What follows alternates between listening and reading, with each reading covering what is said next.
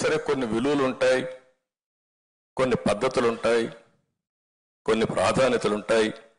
ఏలాంటి లేకుండా అనునిత్యం మీరు నోరిప్పితే అబద్ధాలు, బ్లాటెంట్ లైస్. ఒక ముఖ్యమంత్రిగా ఉండే వ్యక్తి ఇన్ని అబద్ధాలు చెప్పి మళ్ళా సర్వైవ్ అవుతాడు నా జీవితంలో ఎప్పుడు నేను ఊహించలేదు. చెప్పిన అబద్ధం చెప్పకుండా చెప్పేయడం. ఎవరైనా నువ్వు తప్పు చేశావు అంటే వాళ్ళపైన పడిపోవడం. ఇంకా పోలీసులు వచ్చేస్తారు, తప్పుడు కేసులు పెడతారు, వీళ్ళు ప్రభుత్వం తరపున బ్రహ్మాండమైన అడ్వకేట్లు పెడతారు, మన సొంత డబ్బులు పెట్టుకోవాలి.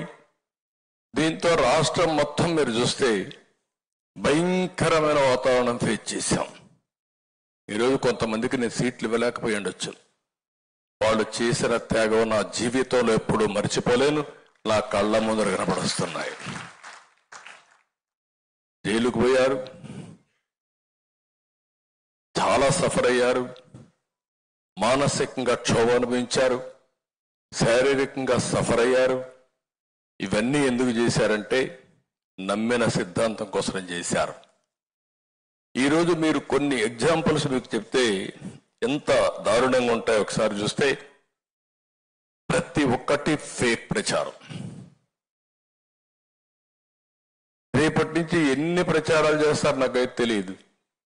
లేటెస్ట్ గా చూస్తే బీజేపీ పార్టీ ప్రెసిడెంట్ కూడా రాజీనామా చేసేసిందని ఒక వార్త పెట్టేశారు. అంత మునుపు తెలుగుదేశం పార్టీ ఎన్డీఏలో ఉండడం, ఇది తాత్కాలికమైన పొత్తు,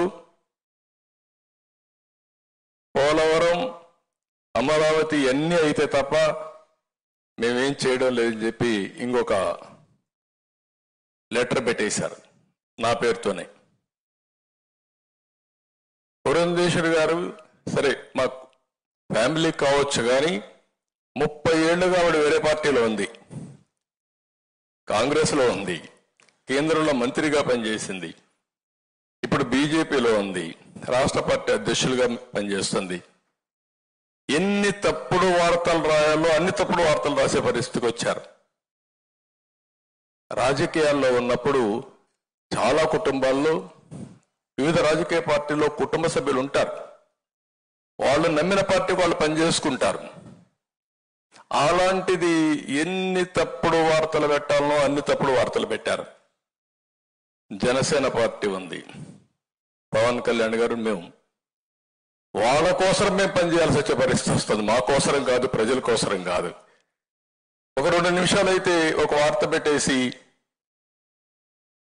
కాపుల్ ఆయన ఓట్ బ్యాంక్ స్ట్రాంగ్ గా ఉంటే వాళ్ళందరిలో అపోహలు వచ్చి పెట్టడం, మేము సీట్లన్నీ కూడా ఇద్దరు అడ్జస్ట్ చేసుకుంటే ఈ పొత్తులో సీట్లు ఒకరికి అన్యాయం జరిగిపోయింది, ఒకరికి న్యాయం జరిగిపోయిందని మాట్లాడడం.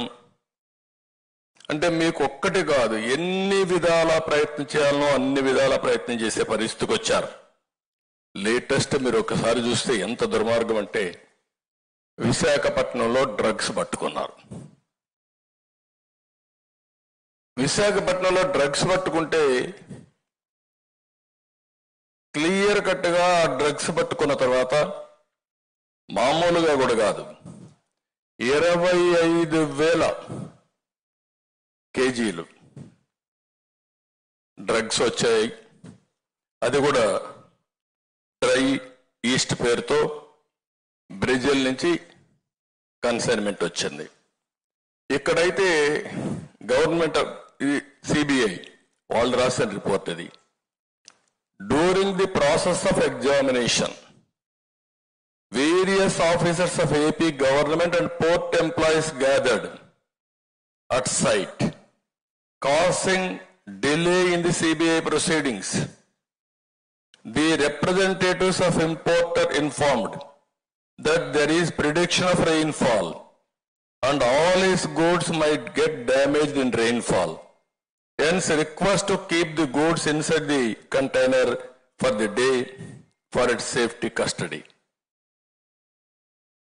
అటు కంటైనర్ తీసుకొచ్చిన వ్యక్తి ఇటు అధికారులు పోయి డిలే చేయడానికి ప్రయత్నం చేశారు.